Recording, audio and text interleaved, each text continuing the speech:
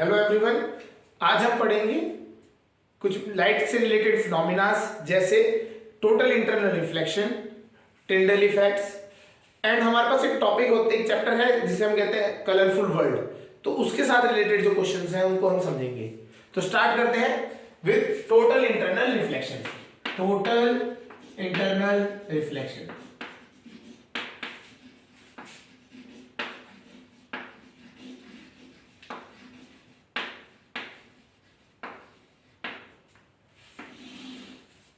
Total internal reflection. अब समझते हैं, हमें एक चीज पता है, जब भी लाइट डेंसर मीडियम से रेयर मीडियम में आती है, डेंसर मीडियम से लाइट ट्रेवल करती है रेयर मीडियम में, तो क्या होता है, लाइट जो है it bends away from the normal. मतलब हमारा जो लाइट रे आ रही थी इस रास्ते में ना जाके नॉर्मल से थोड़ी सी अवे को ट्रेवल कर जाती, बेंड कर जाती है। इसे ये हमने पढ़ा था रिफ्रैक्शन में, ये हमने रिफ्रैक्शन में पढ़ा था। तो जब भी लाइट डेंसर मीडियम से रेयर मीडियम में आती है तो it bends away from the normal.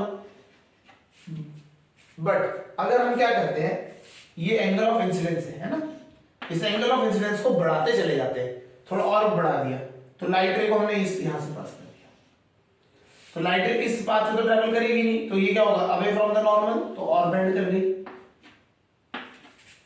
तो जैसे आप देख रहे हैं, जैसे जैसे हम एंगल ऑफ इंसिडेंस बढ़ाते चले जाएंगे तो लाइट रे जो है ये क्या होती रहेगी, ये इस पाथ में ट्रेवल नहीं करके ये क्या हो जाएगा, एक टाइम पे आने के बाद ये क्या हो जाएगी, लाइट रे इंटरफेस के पैरेलल ही चले जाएगी। मतलब कि ये लाइट आपका जो रेयर मीडियम में इसके अंदर नहीं जाएगी, ये क्या हो जाएगा, डेंसर और रेयर के जो इंटरफेस है उसी के पैरेलल हो जाएगी। उसके बाद अगर हम और फर्दर बढ़ाते हैं तो क्या होता है, ये इसी डेंसर मीडियम में वापस ट्रेवल कर जाएगी। तो इस टाइम में एक कंडीशन जिस पे लाइट जो है डेंसर मीडियम से जब रेयर मीडियम में आ रही है, वो रेयर मीडियम में जाने की वजह वो कहां चले जाए, डेंसर मीडियम में ही वापस रिफ्लेक्ट होके वापस चले जाए। इस फिनोमिना को क्या कहा जाता है, टोटल इंटरनल रिफ्लेक्शन। समझ आ रहा होगा कि हमने इंसिडेंट एंगल ऑफ इंसिडेंस एक लेवल में बढ़ा दिया है कि लाइट रे क्या है, डेंसर मीडियम को छोड़ ही नहीं रही है, डेंसर मीडियम में ही रिफ्लेक्ट होके वापस चलेगी। तो इसको हम अगर वर्डिंग में लिखें तो इसको हम इस तरह लिखते हैं, the phenomenon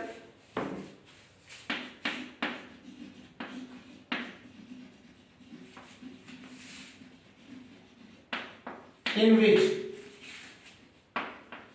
light coming from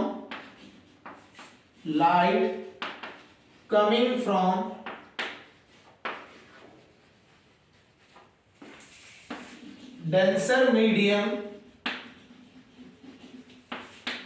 to rarer medium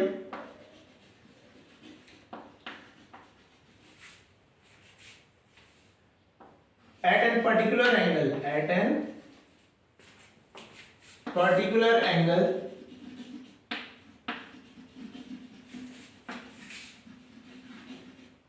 reflects back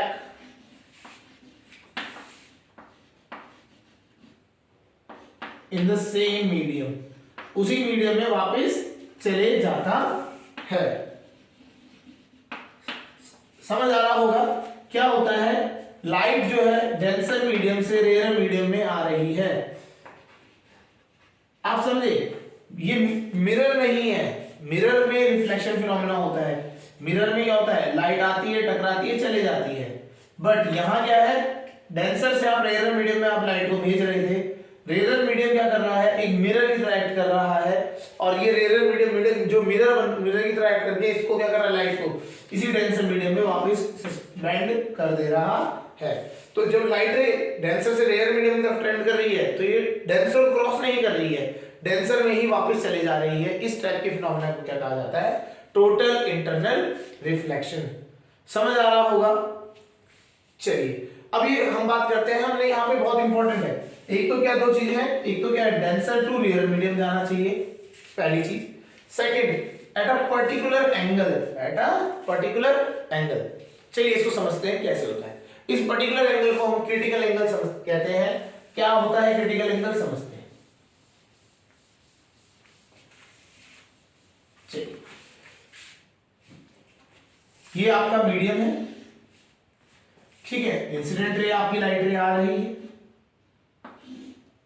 तो बेसिकली डेंसर मीडियम से रेयर मीडियम में आ रहा है, तो कौन सा फिनोमेना हो रहा है, ये हो रहा है हमारा रिफ्रैक्शन का फिनोमेना। ये क्या है, रिफ्रैक्शन का फिनोमेना।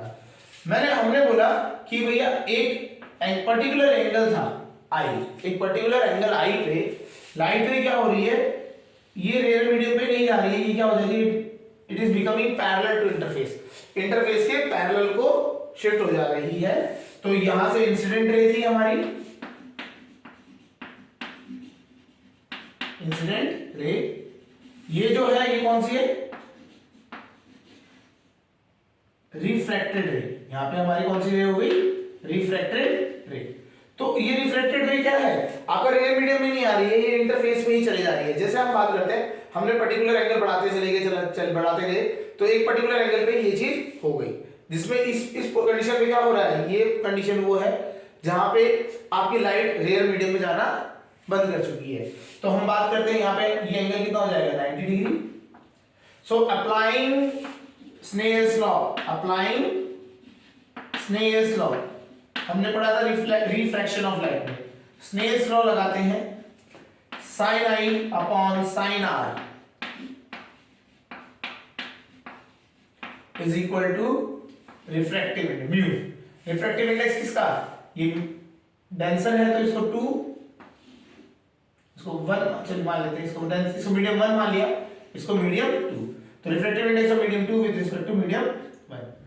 जिस मीडियम में जा रही होती है उसमें उसका आता है आपका, ऊपर आ गया आपका मीडियम 2 जिसमें जा रही है, और जिसमें से आ रही है उसको कहते हैं मीडियम 1। तो ये हमारा स्नेल्स लॉ है, हमें ये लगाना है इस वाले के लिए, ठीक है। हम लोग बोलते हैं ये जो जिस कंडीशन में 90 डिग्री हो गया, इस एंगल को नाम दिया जाता है क्रिटिकल एंगल सी, इसे हम बोल देते हैं क्रिटिकल एंगल। तो आई की वैल्यू कितनी हो गई, सी हो गई। तो यहां पे हम समझते हैं साइन आई को क्या लिखते हैं, सी, आई की जगह पे हम लिख देंगे सी। आर, आर हमारा कितने का हो गया, 90 डिग्री, साइन 90 डिग्री, और हमारा ये क्या है, μ2 अपॉन μ1, या फिर हम ये लिख देते हैं, ये हो गया, ठीक है। अब आते हैं साइन 90 की वैल्यू कितनी होती है, 1, साइन 90 की वैल्यू होती है 1। तो हमारा यहां से आ गया C इज इक्वल टू, तो क्रिटिकल एंगल हमारा आता है sine inverse refractive index of second with respect to first. तो ये हमारा क्रिटिकल एंगल होता है। तो हमारे को ये एंगल पता लग गया, क्रिटिकल एंगल। अच्छा, ये डिपेंड किस पे कर रहा है, ये रिफ्रैक्टिव इंडेक्स पे डिपेंड कर रहा है, रिफ्रैक्टिव इंडेक्स। तो अगर आपको टोटल इंटरनल रिफ्लेक्शन करना है तो आपको रिफ्रैक्टिव इंडेक्स का ध्यान रखना पड़ेगा। तो क्रिटिकल एंगल जो होता है वो रिफ्रैक्टिव इंडेक्स पे डिपेंड करता है। समझ आ रहा होगा। इसमें क्या हुआ है, लाइट रे आई 90 डिग्री पे चली गई, तो हमने स्नेल्स लॉ लगाया और उससे हमें क्रिटिकल एंगल मिल गया। अगर हमारा एंगल क्रिटिकल एंगल से ज्यादा होगा तो लाइट क्या होगी, will go back into the same medium, वो उसी मीडियम में वापस चले जाएगी। अगर क्रिटिकल एंगल से कम होगा, क्रिटिकल एंगल से एंगल ऑफ इंसिडेंस कम होगा तो रेयर मीडियम में ट्रैवल करेगी। समझ आ रहा है। तो ये क्रिटिकल एंगल, ये बहुत इंपॉर्टेंट एंगल हो जाता है, इसे हम कहते हैं क्रिटिकल एंगल।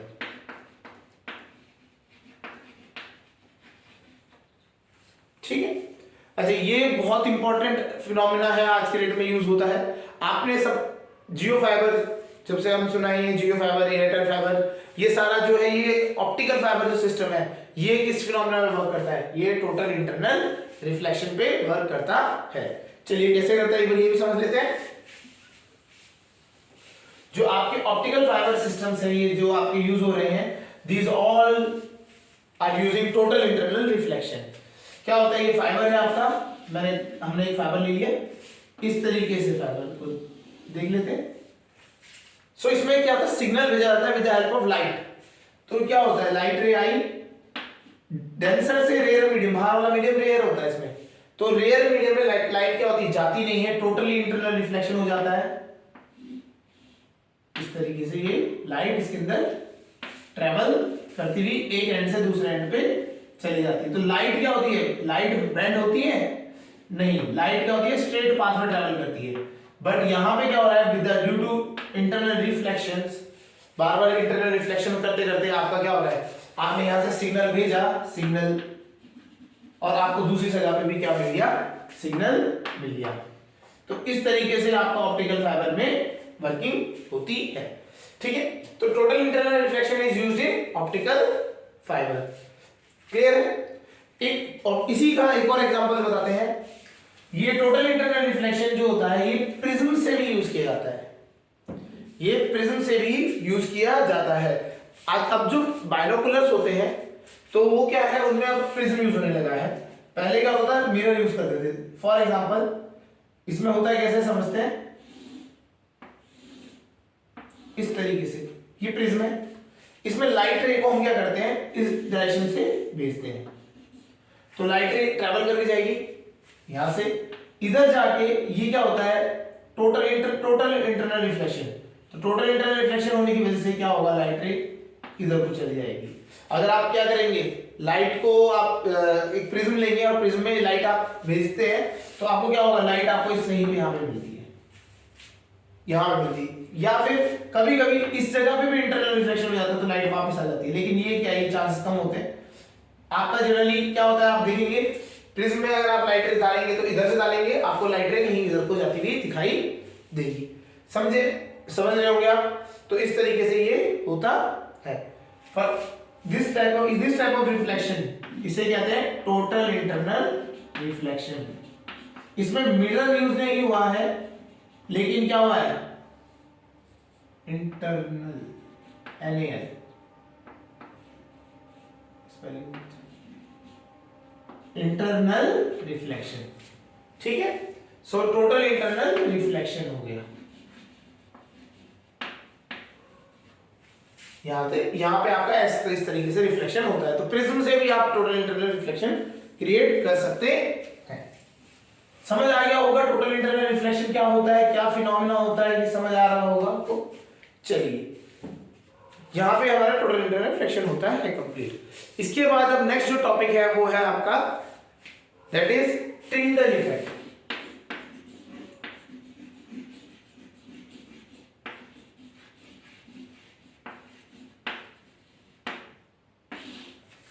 कुछ images related to total internal reflection start करते हैं। टिंडल इफेक्ट, टिंडल इफेक्ट होता क्या है, जब आपने कभी देखा होगा, सुबह सुबह आप मॉर्निंग में उठते हैं और आपने एक विंडो खोलते हैं, तो आपको क्या होता है, लाइट का एक पूरा पाथ दिखाई देता है। लाइट जिस तरह से आपके रूम में एंटर कर रही होती है। आपका जैसे घर है, घर में आपके टॉप में अगर एक वेंटिलेटर है, तो वेंटिलेटर से आपको लाइट रेज अंदर आती हुई दिखाई देती है। और आपको यहाँ पे आप डस्ट पार्टिकल्स आप देख सकते हैं, यहाँ से ऐसे उड़ते हुए करके। तो ये जो बेसिकली इस पाथ का विजिबल होना, लाइट के पाथ का विजिबल होना, ये होता किस वजह से है, यहाँ पे जो पार्टिकल्स होते हैं ये स्कैटर, लाइट को क्या करते हैं, लाइट आती है इन पे टकराती है और स्कैटर हो जाती है। तो हम इससे कहते हैं स्कैटरिंग ऑफ लाइट। इस जो होता है, ये जो स्कैटरिंग हुई है लाइट की due to the dust particles और the particles of the medium is known as Tyndall effect. ये जो आपको इफेक्ट लाके देता है, ये क्या होता है, टिंडल इफेक्ट होता है। ये आपको एक तो सुबह आप मॉर्निंग में उठेंगे तब विंडोज या कोई आपको उसपे कर्टेन्स हटाने के बाद आपको जो लाइट रे दिखा देती है, तो वहां पे भी टिंडल इफेक्ट होता है। इसी तरीके से फॉरेस्ट में भी दिखाई देती है चीजें। एंड इवन जब आपको सर्दियों में ज्यादातर जब मिस्ट होती है आपके आसपास, तो उसमें भी आपको ये चीज देखने को मिलती है। तो टिंडल इफेक्ट का जो फिनोमेना है उसको लिख लेते हैं। Tyndall effect is the scattering of light in a medium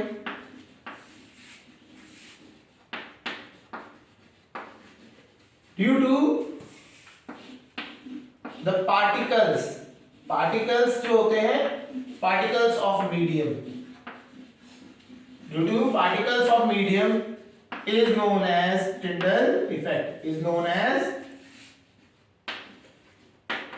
Tyndall effect. चलिए, ये Tyndall effect कहा जाता है।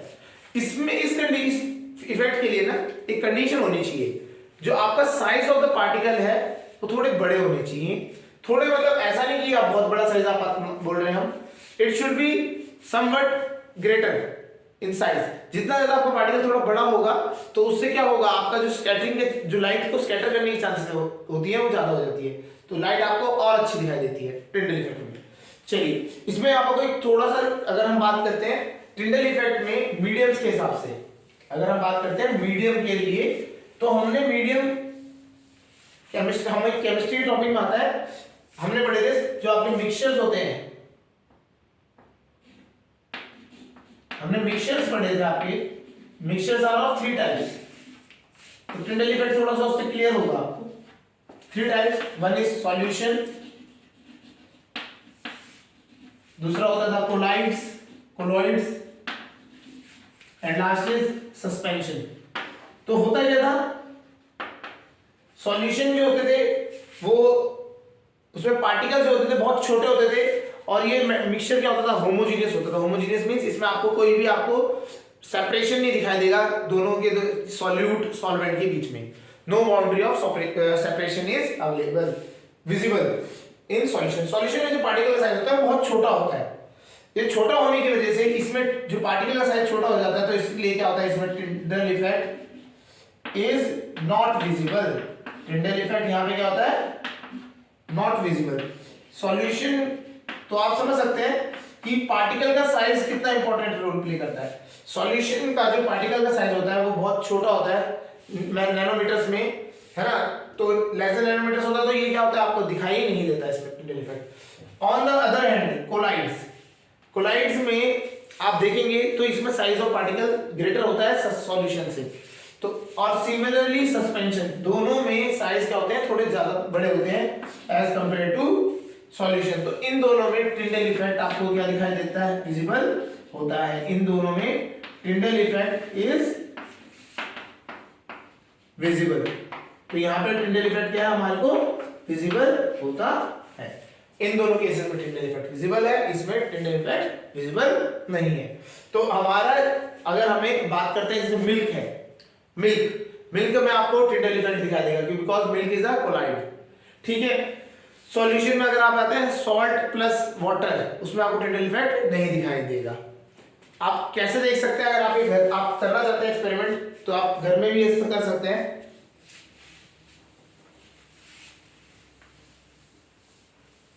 आप एक ग्लास लीजिए, ट्रांसपेरेंट ग्लास, मतलब कांच का गिलास ले लीजिए। इसमें आपने पहला केस, हम सॉल्यूशन बनाते हैं, हमने क्या किया, वाटर लेना है, क्लियर वाटर, उसमें सॉल्ट मिक्स कर देना है, वाटर प्लस सॉल्ट। उसके बाद आपके पास टॉर्च रखें या लाइट, लेजर लाइट या कुछ भी आप ले सकते हैं, कोई भी आप लाइट ली आपने, उसको बॉटम में रख देते हैं और आप ऊपर से अपने आप इसको चेक करेंगे। तो आपको ना ये इस लाइट का मेन जो बल्ब का जो सेंटर है वो बल्ब दिख जाएगा, आपको एक पॉइंट दिखाई दे जाएगा जहां से सोर्स ऑफ लाइट दिखाई दे रही है। तो इसमें क्या है, इसमें लाइट स्कैटर नहीं हो रही, लाइट क्या है, स्ट्रेट पाथ में ट्रैवल कर रही है, लाइट स्ट्रेट पाथ में ट्रैवल करके आपके पास पहुंच जा रही ही है। नेक्स्ट केस जो है ये है आपका सॉल्यूशन का था। नेक्स्ट सेम ग्लास में ही आप अब क्या लीजिए, मिल्क ले लीजिए,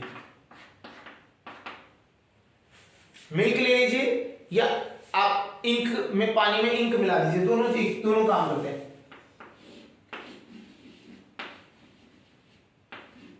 आप इधर है, सिमिलरली आपने यहां पे क्या टॉर्च रखा, अब क्या होगा, इस टाइम पे आपको ना इसका एक सिंगल डॉट नहीं दिखाई देगा, आपको पूरा जो वाटर है, ये जो पूरा मिल्क का जो सरफेस है ये ग्लो करके दिखाई देगा। तो पूरा मिल्क जो होगा ग्लो करता हुआ, इवन रेड, अगर रेड कलर की लेजर लाइट यूज करेंगे तो आपको पूरा मिल्क रेड कलर का दिखाई देगा, बिकॉज लाइट सीधे पाथ से ट्रैवल करना चाहती तो है, लेकिन क्या हुआ, पार्टिकल्स जो है बीच में उन्होंने स्कैटर कर दिया, उसे हर जगह पे फैला दिया तो लाइट क्या होगी, पूरे मिक्सचर में, पूरे जो मिक्सचर में फैल गई। तो इस इफेक्ट को कहा जाता है टिंडल इफेक्ट। तो आप इस तरीके से आप इसको कर सकते हैं। ठीक है, समझ, होप करते हैं समझ आ गया होगा कि टिंडल इफेक्ट क्या होता है। चलिए अब हम बात करते हैं कुछ फिनोमिना जिन्हें हम कलरफुल वर्ल्ड में हम पढ़ते हैं, स्टार्ट करेंगे इनके बारे में। अब यहाँ पे हमारे को क्वेश्चंस आते हैं, जैसे तारे ट्विंकल क्यों करते हैं, हम कहते हैं ना ट्विंकल ट्विंकल लिटिल स्टार, है ना। सो व्हाई स्टार्स ट्विंकल, अब क्वेश्चन इस तरीके से आएंगे हमारे पास। तो इसके लिए हमें एक चीज पढ़नी पड़ती है, हम पढ़ते हैं एटमॉस्फेरिक रिफ्रैक्शन। एक टॉपिक आता है हमारे पास एटमॉस्फेरिक रिफ्रैक्शन। रिफ्रैक्शन, एटमॉस्फेयर तो सबको पता होगा, it is the blanket of air around earth. Atmosphere क्या होता है, ब्लैंकेट ऑफ एयर है, ये हमारा अर्थ। अगर हम बात करते हैं इसके चारों तरफ एक लेयर है एयर की, उस एयर की लेयर को हम क्या कहते हैं, एटमॉस्फेयर। एटमॉस्फेयर, अच्छा इसमें आप देखेंगे तो क्या होता है, इसके बाहर हमारा आउटर स्पेस है। आउटर स्पेस जो हमारा है वो वैक्यूम है। वैक्यूम हम क्या उसमें हम बोलते हैं कि उसमें मीडियम ही नहीं है, तो होगा क्या, ये रेयर मीडियम हो जाएगा हमारा, ये रेयर मीडियम। और जो एटमॉस्फेयर है ये हमारे लिए क्या हो जाएगा, डेंसर हो जाएगा as compared to outer atmosphere, outer space. तो ये हमारा क्या होता है, atmosphere is a denser medium as compared to outer space. तो जब भी लाइट सन से हमारे अर्थ पे आती है, सन से हमारे अपर जो हमारे अर्थ की तरफ लाइट आएगी, तो होगा क्या, वो रेयर मीडियम से डेंसर मीडियम में ट्रैवल करेगी जब भी वो एंटर करेगी हमारे अर्थ के एटमॉस्फेयर में। तो जब लाइट रे फ्रॉम सन हमारी अर्थ पे आती है तो क्या होता है, it comes in a denser medium as compared to outer surface. Outer surface में जो है वो रेयर मीडियम है एंड जो अंदर है वो डेंसर मीडियम है। सो इस ट्रांजिशन की वजह से जब रेयर मीडियम से डेंसर मीडियम में आता है तो इस जो ट्रांजिशन होता है ये क्या होता है, इससे क्या होता है आपका रिफ्रैक्शन ऑफ लाइट। तो रिफ्रैक्शन हमें वही है, refraction of light when it comes from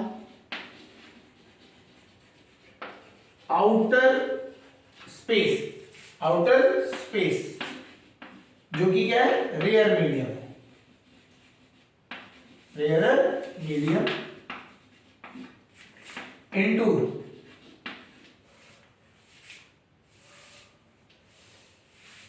atmosphere, into atmosphere जो कि क्या है, डेंसर मीडियम।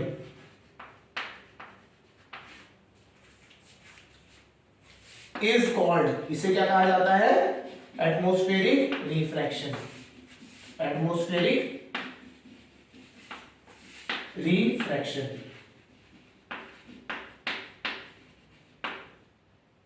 सब तो ये क्लियर हो रहा होगा आपको। तो एटमॉस्फेरिक रिफ्रैक्शन क्या होता है, जब भी लाइट रे, सन की लाइट रेस हमारे आउटर स्पेस जो कि वैक्यूम है, रेयर मीडियम है, वहां से एटमॉस्फेयर में आती है तो ये क्या होता है, इसे इस फिनोमेना, वो क्या डेंसर में आई तो इस फिनोमेना में क्या होता है, रिफ्रैक्शन हो जाता है। इसी फिनोमेना को क्या कहा गया, एटमॉस्फेरिक रिफ्रैक्शन। तो इसके एटमॉस्फेरिक रिफ्रैक्शन से क्या क्या इफेक्ट आते हैं, क्या क्या फिनोमेना क्रिएट हो रहे हैं, इनको हम समझेंगे। समझ आ गया होगा व्हाट इज एटमॉस्फेरिक रिफ्रैक्शन, होता क्या है और इससे अब इससे क्या क्या हमारे को जो फिनोमेना देखने को मिलते हैं उनको हम समझते हैं। सबसे पहला फिनोमेना आता है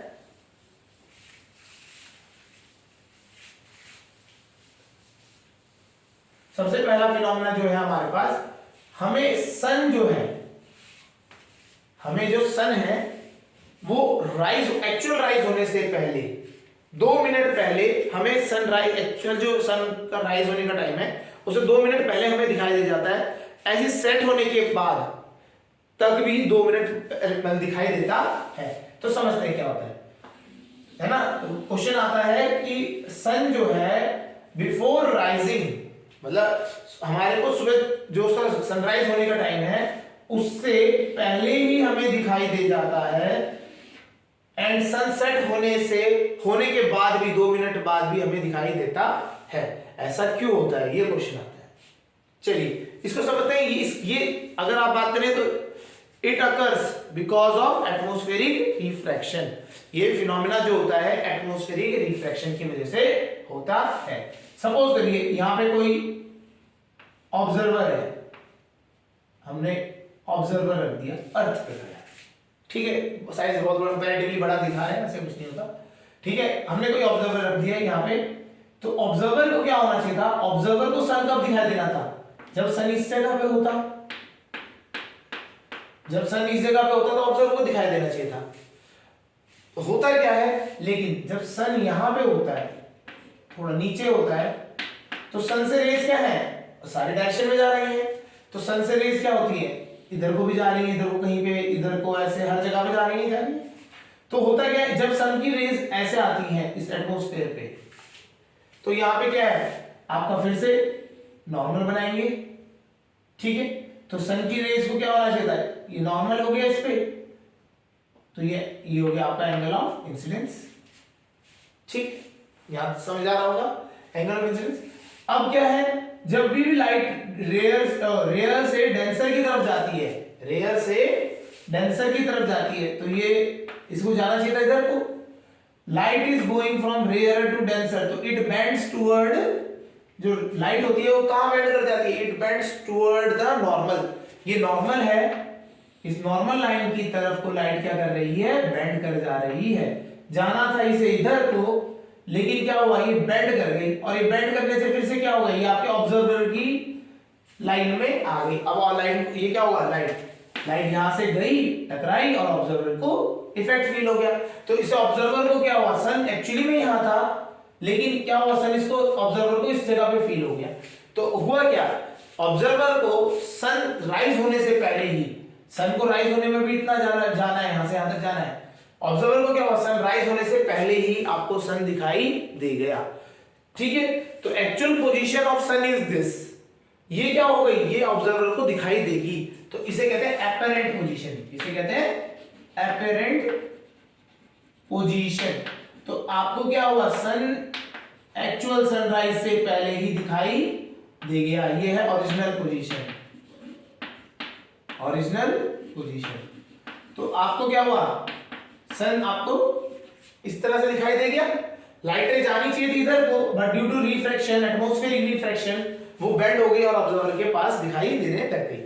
सिमिलरली ऑब्जर्वर को क्या था, सनसेट हो जाना चाहिए था इस पॉइंट पे आने के बाद, सन जब इस पॉइंट से नीचे चली गया तो सनसेट, बट क्या होता है, सन यहां पे आ गया, सन से भी लाइटें हर डायरेक्शन में निकल रही है, ये गई, एंड आफ्टर दैट फिर से वही refraction of light, and it becomes parallel to, मतलब parallelly it becomes toward the observer, observer की तरफ को जाता हुआ दिखाई दे रहा है। तो यही हुआ angle of incidence, angle of refraction, फिर से वही कांसेप्ट बनेगा, और आपको क्या हुआ, आपको सन लंबे टाइम तक दिखाई दे गया, सनसेट होना चाहिए था यहाँ पे, इसके बाद, लेकिन सनसेट आपको क्या हुआ, 2 मिनट बाद तक दिखाई देता है, मतलब एक्चुअल सनसेट हो जाता है, उसके बाद भी 2 मिनट बाद भी आपको सन दिखाई देता है। सो इस टाइप का जो क्वेश्चन है अगर आपको पूछा जाता है, तो why sun appears 2 minutes before and 2 minutes after, 2 minutes before sunset और sunrise and 2 minutes after sunset, why sun appear 2 minutes before sunrise, sunrise से 2 मिनट पहले, एंड 2 मिनट्स आफ्टर सनसेट। तो ये क्या होता है, ड्यू टू एटमॉस्फेरिक रिफ्रैक्शन। इसमें आप डायग्राम बनाएंगे, इसमें लिखेंगे कि ओरिजिनल पोजीशन यहाँ है, एपरेंट पोजीशन यहाँ है, अपने वर्डिंग से आप पूरा एक्सप्लेन भी कर सकते हैं। तो डिपेंडिंग ऑन द क्वेश्चन, कितने मार्क्स का क्वेश्चन पूछा गया है उसके हिसाब से आपको इस चीज को यूज कर सकते हैं। ये समझ आ गया होगा, ये वाला क्वेश्चन अगर कोई पूछेगा क्यों सन क्यों दिखाई देता है पहले, तो ये आपको पता होना चाहिए। नेक्स्ट जो होता है, नेक्स्ट है हमारे पास twinkling of star. Why stars twinkle, या तो सूरज के बारे में बात हुई थी अभी, अब हम बात करते हैं स्टार्स के बारे में। स्टार्स ट्विंकल क्यों करते हैं समझते हैं। देखिए सब यहां पे हमें थोड़ा सा समझने की चीज है, स्टार क्या है, एक ऑब्जेक्ट है हमारा, सेलेस्टियल बॉडी है जो कि क्या करती है, जिसके पास खुद की सोर्स ऑफ लाइट है। तो stars have their own source of light. वहां पे क्या है, जैसे सन है हमारा, सन भी इज अ स्टार। अगर दूसरे कहीं हमारे लिए सन है, लेकिन दूसरी गैलेक्सी वालों के लिए हमारा क्या होगा, स्टार होगा, ये उनके लिए स्टार हो जाएगा। तो क्या होता है, स्टार जो होता है, स्टार के पास खुद की एक लाइट है, they have light of their own. तो ये क्या होते हैं, ये लाइट रेज सेंड करते रहते हैं। तो ये लाइट रे ही हमारे पहुंचती है हमारी आंखों पे। तो अगर हमारा एटमॉस्फेयर नहीं होता तो ये सीधा हमारी आईज में हमारे पास रिसीव होती। ठीक है, अब क्या है, लाइट रेज, अब क्या हो गया, हमारा एटमॉस्फेयर है, हमारे पास क्या है, अब यहां पे क्या है, एटमॉस्फेयर है, यह एटमॉस्फेयर, और अभी तो एटमॉस्फेयर नहीं है, ठीक है ना, ये एटमॉस्फेयर है, हमारे आसपास क्या है, एटमॉस्फेयर है। अब इस एटमॉस्फेयर की भी खास बात ये है, एटमॉस्फेयर हमारा किससे बना हुआ है, मिक्सचर ऑफ गैसेस, गैसेस का मिक्सचर है, क्लाउड्स है, मतलब वाटर वेपर्स है, पॉल्यूशन, डस्ट पार्टिकल्स, ये सब कुछ है उसमें। तो ये हमारा जो एटमॉस्फेयर है, ये मिक्सचर बना हुआ है गैसेस का, आपके pollution, dust particles, water molecules etcetera, सबका, बहुत सारी चीजों का मिक्सचर बना हुआ है। इस मिक्सचर के होने की वजह से इसकी डेंसिटी हर जगह पे चेंज होती है, क्योंकि हवा चल रही है या फिर आप बात करें अर्थ का रोटेशन हो रहा है, तो डेंसिटी जो है एटमॉस्फेयर की चेंजेस कंटिन्यूअसली, है ना। अगर हम बात करें डेंसिटी चेंजेस कॉन्टिन्यूअसली, तो क्या हो रहा है, जो एटमॉस्फेयर है वो बार बार क्या हो रहा है, अपनी डेंसिटी चेंज कर रहा है, कभी ज्यादा कभी कम। तो अभी ऑप्टिकल डेंसिटी, ये बेसिकली हम यहाँ डेंसिटी मतलब ऑप्टिकल डेंसिटी की बात कर रहे हैं। तो ऑप्टिकल डेंसिटी हमारी कंटिन्यूअसली चेंज हो रही है। तो चेंज हो रही है तो क्या होगा, अभी लाइट रे ज्यादा आ रही है हमारी आंखों तक, जब लाइट रे ज्यादा आ रही है तो हमें क्या होगा, स्टार ग्लो करता हुआ दिखाई देगा। जब लाइट रेज ज्यादा हमारी आंखों तक आएगी, तो लाइट रेज जब ज्यादा आएंगी तो क्या होगा, हमें कोई चीज ग्लो करती दिखाई देगी। फिर हमारा क्या हुआ, बीच में फिर से एटमॉस्फेरिक कुछ चेंज हुआ, तो ये क्या हो गया, ये लाइट रे कम हो गई। तो लाइट रे कम हो गई तो क्या हुआ, आपको जब लाइट रे कम आपकी आंखों तक पहुंचेगी तो आपको क्या होगा, चीज वो डिम दिखाई देगी। तो होता क्या है, because of variable optical density of atmosphere that is continuously changing, the light coming from star, जो लाइट आ रही है स्टार से, दैट उसकी जो इंटेंसिटी होती है, the intensity of the light coming from stars is not fix, it variates. ये कभी ज्यादा हो जाती है, कभी कम हो जाती है। तो जब ज्यादा होती है तो हमें ग्लो करता हुआ दिखाई देता है, और जब कम हो जाती है तो वो डिम दिखाई देता है, कभी ग्लो कभी डिम, कभी ग्लो कभी डिम। तो ये ग्लो डिम में, इसी को क्या कहते हैं हम, ट्विंकलिंग कहते हैं, इसी को हम क्या कहते हैं, ट्विंकलिंग कहते हैं। तो इसी फिनोमेना को हमें यहाँ पे समझाना है। तो इसको हम कैसे लिख सकते हैं, लिख सकते हैं यहाँ पे, due two variable and continuously changing, basically variable वही होता है, continuously changing optical density, optical density of atmosphere, the intensity of light, intensity of light, जो लाइट, इंटेंसिटी ऑफ लाइट जो हमारी कहां से आ रही है, स्टार से आ रही है, लाइट कमिंग फ्रॉम स्टार,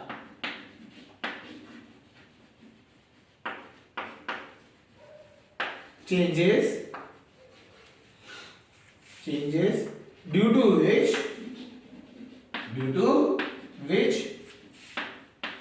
जिसकी वजह से the stars appears to twinkle, stars appears to twinkle, stars क्या करते हैं, ट्विंकल करते हुए हमें दिखाई देंगे। स्टार्स हमें बार बार, मतलब एक बार डिम दिखाई देगा, एक बार ग्लो करता हुआ दिखाई देगा। तो इस फिनोमेना को बार बार जो रिपीट होता रहता है तो इसे क्या कहते हैं, ट्विंकलिंग ऑफ स्टार। समझ आ गया होगा, तो ये ट्विंकलिंग ऑफ स्टार क्लियर हो रहा होगा पॉइंट। चलिए नेक्स्ट जो है, ठीक है, अभी हमारे को ये चीज तो समझ आ गई कि स्टार्स ट्विंकल करते हैं। अब ये एक और फिनोमिना होता है, जो स्टार्स हमें जो दिखाई दे रहे हैं, हमें लगता है कि स्टार्स उस जगह पे है, लेकिन रियल लाइफ में वो स्टार्स उस जगह पे नहीं होते। बट अब इसको क्या मतलब कहना क्या चाह रहे हैं आप समझते हैं।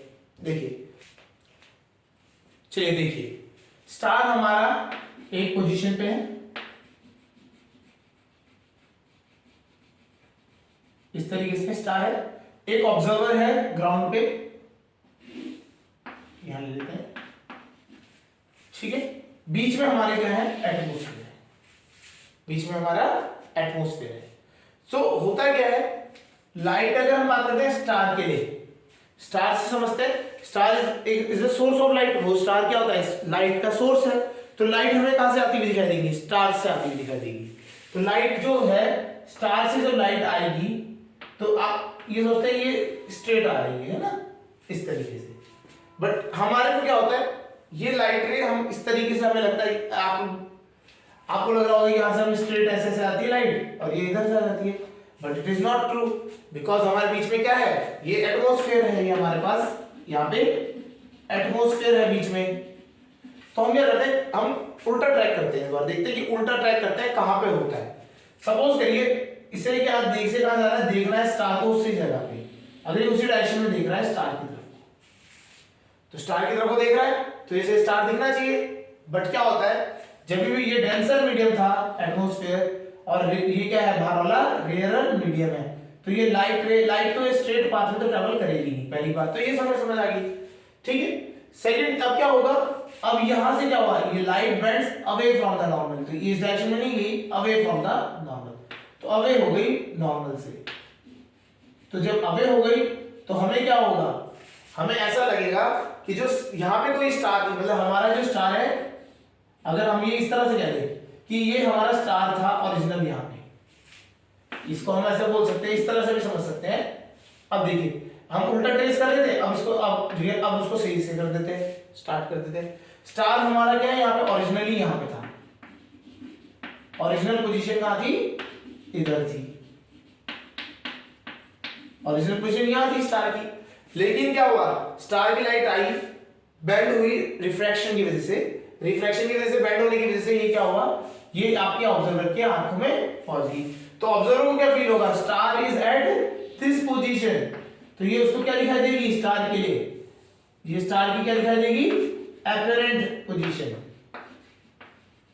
Apparent position. तो रियल लाइफ में स्टार कहां पे था, रियल लाइफ में स्टार इधर था, हमें कहां दिखाई दे रहा है, इधर दिखाई दे रहा है। तो हो क्या रहा है, इसी वजह से जो atmospheric refraction, the phenomena of atmospheric refraction की वजह से हमें जो स्टार्स की पोजीशन होती है वो हमें शिफ्ट दिखाई देती है। तो हमें समझ आ गया होगा, एटमॉस्फेरिक रिफ्रैक्शन की वजह से जो स्टार है वो उसकी पोजीशन जो होती है वो शिफ्टेड हो दिखाई पड़ती है। ये फिनोमेना भी समझ आ गया होगा। तो ये हमारे को स्टार्स एटमॉस्फेरिक रिफ्रैक्शन का कॉज होता है। चलिए नेक्स्ट जो है, नेक्स्ट हम बात करते हैं, नेक्स्ट जो फिनोमेना है हमारे को, अभी यहाँ पे थोड़ा सा टॉपिक, एक चीज और समझनी पड़ेगी, scattering of colours of light. Next जो टॉपिक हम बात करेंगे, scattering of colours of light, scattering of colours of light.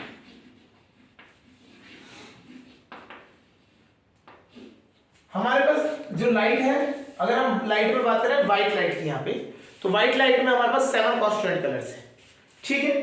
तो हमारे जो 7 कॉन्स्टेंट कलर्स हैं, इनकी अलग अलग मतलब कह सकते हैं स्कैटरिंग की प्रॉपर्टीज है।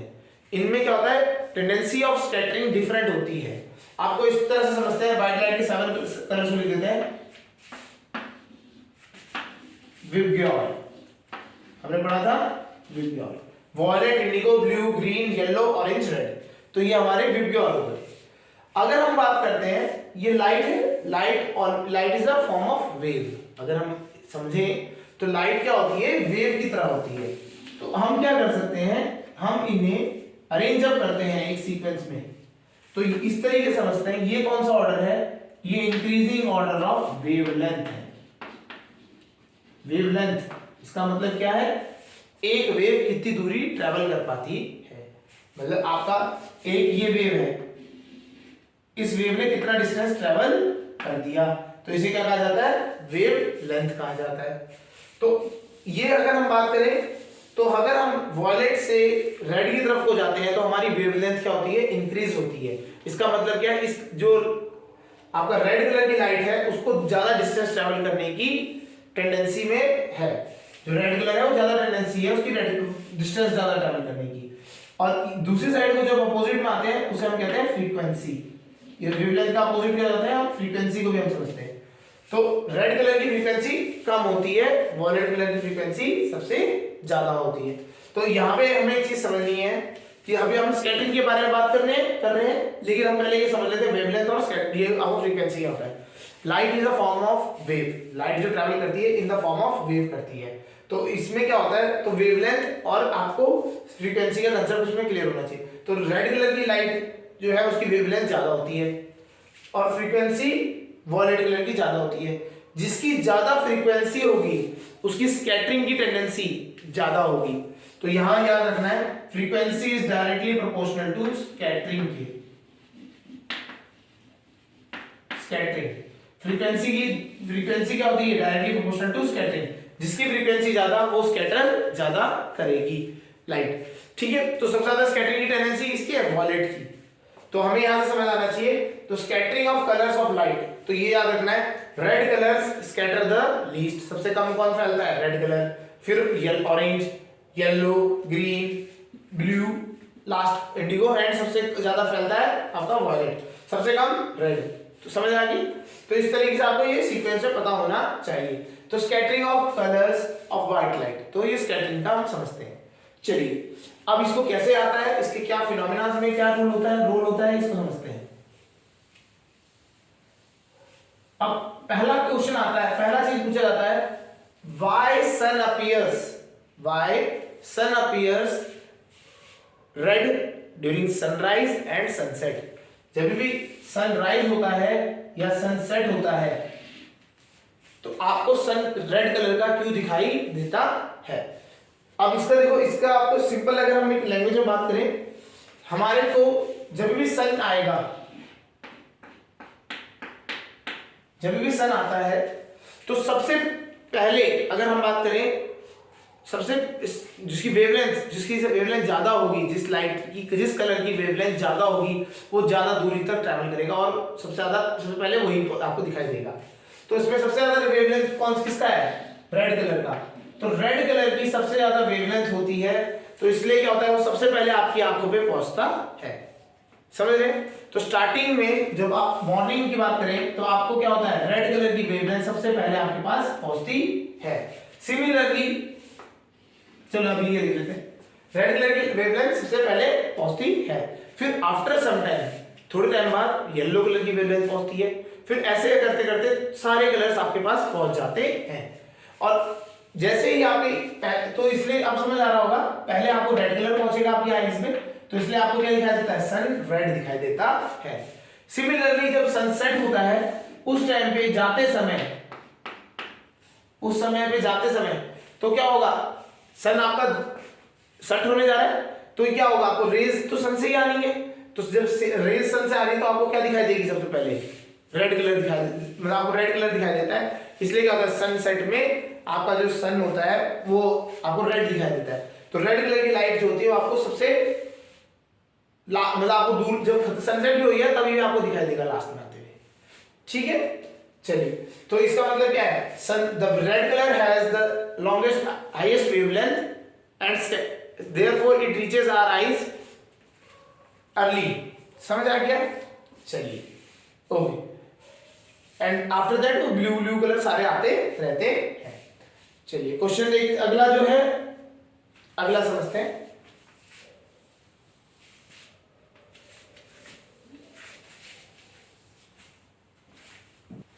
चलिए नेक्स्ट जो है क्वेश्चन आता है, why sky appear blue. Next question जो है, व्हाई स्काई अपीयर ब्लू। तो जो अभी हमने पढ़ा इससे पहले कि सनराइज एंड सनसेट के टाइम पे सन रेड कलर का दिखाई देता है, उसका और इसका इस क्वेश्चन का थोड़ा सा रिलेटेड है, एक दूसरे से रिलेटेड है, इसको भी थोड़ा समझते हैं। हमें पता लगा था कि जब स्टार्टिंग होती है सन की, सनराइज के टाइम पे, तो सन सबसे ज्यादा वेवलेंथ रेड की है, तो रेड कलर हमारे पास सबसे पहले पहुंचता है, तो इसलिए हमें वो रेड दिखाई देता है। ऐसे जाते समय हमारे को लास्ट तक क्या रेड कलर दिखाई देता है, बिकॉज जो अदर कलर्स है, ब्लू और अदर कलर्स जो हम बात कर रहे हैं, येलो, ऑरेंज, ये सब क्या है, ये आपके पहले जाके खत्म हो जाते हैं, ये पहले आपके टेक अवे हो जाते हैं, इसलिए हमारा को क्या होता है, रेड कलर लास्ट तक दिखाई देता है। अब हमारा क्वेश्चन आता है why sun appears blue, sun appear blue, blue भी दिखा देता है। इसको आपको समझना है तो इसमें समझते हैं। देखिए हमने एक चीज बताई, स्कैटरिंग क्या करता है, जिसकी जितना ज्यादा फ्रीक्वेंसी होगी उसकी ज्यादा उतनी ज्यादा स्कैटरिंग होगी, तो उसकी स्कैटरिंग के हिसाब से जो ज्यादा स्कैटर करेगा वो स्काई का कलर डिसाइड करेगा। ये तो हमें समझ आना चाहिए कि जो ज्यादा स्कैटर करेगा वो स्काई का कलर डिफाइन करेगा। तो यहाँ एक क्वेश्चन आता है कि वॉलेट की सबसे ज्यादा स्कैटरिंग होती है, वॉलेट लाइट की सबसे ज्यादा स्कैटरिंग होती है, तो स्काई का कलर वॉलेट होना चाहिए। बट जो आपको जो इस तरह से हम बात कर रहे हैं वैसे नहीं होता है। ब्लू कलर जो होता है, जो स्काई में सबसे ज्यादा स्कैटर जो करता है, दैट इज ब्लू कलर। तो blue colour scatters the most. अगर हम बात करें स्कैटरिंग के लिए, सन जब आएगा तो सन से जो लाइट रेज आपके पास पहुंच रही है मॉर्निंग में, तो क्या होगा, अगर हम मॉर्निंग की बात करें तो मॉर्निंग में सबसे पहले आपके पास रेड कलर पहुंच रहा है, फिर जाते समय भी क्या है आपके पास रेड कलर ही लास्ट में जाते हुए दिखाई दे रहा है। लेकिन जब सन आपका ऊपर को आ गया, जब सन आपका हेड के ऊपर आ रहा है, तो इस टाइम पे क्या हो रहा है, सारे कलर आपके पास पहुंच रहे हैं। तो इस जब सारे कलर आपके पास पहुंचते हैं तो उन सारे कलर्स में से सबसे ज्यादा जो स्कैटर करता है दैट इज ब्लू। ये आपको पता होना चाहिए कौन सा कलर सबसे ज्यादा स्कैटर करता है, ब्लू कलर सबसे ज्यादा स्कैटर करता है। इसी वजह से आपका जो स्काई का कलर है वो कौन सा है, ब्लू कलर है। ओके, समझ आ रहा होगा आपको। चलिए नेक्स्ट जो है आगे करते हैं।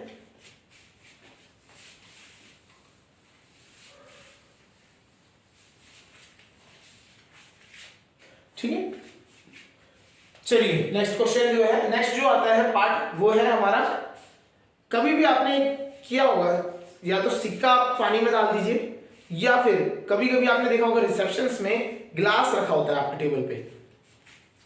ये टेबल है, टेबल के ऊपर एक ग्लास रख देते हैं, इसके नीचे बीच में विजिटिंग कार्ड्स देखे होंगे आपने, विजिटिंग कार्ड्स या कुछ भी।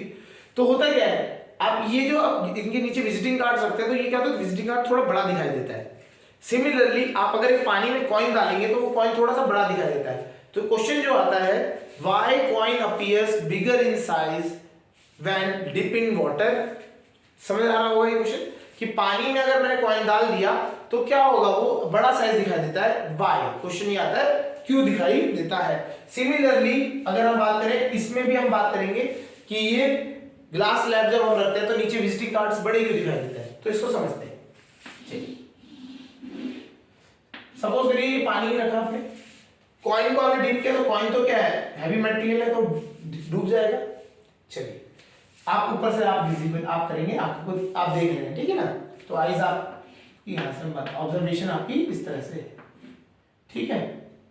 चलिए अब क्या है, लाइट रे क्या होगी, इससे आपकी कॉइन से निकलेगी लाइट रे इस तरह से निकली, ठीक है। चलिए तो ये लाइट रे क्या है, डेंसर मीडियम है वाटर, तो वाटर डेंसर मीडियम है, तो डेंसर मीडियम से लाइट रे जब क्या होती है, रेयर मीडियम में आती है, it bends away from the normal. तो ये क्या होती है, इससे अवे को बेंड हो जाएगी, है ना। तो light ray coming from this coin bends away from the normal. तो इसी तरीके से ये क्या है, लाइट रे यहां से आ रही है तो ये अवे हो गई बेंड, इस तरीके से, ठीक।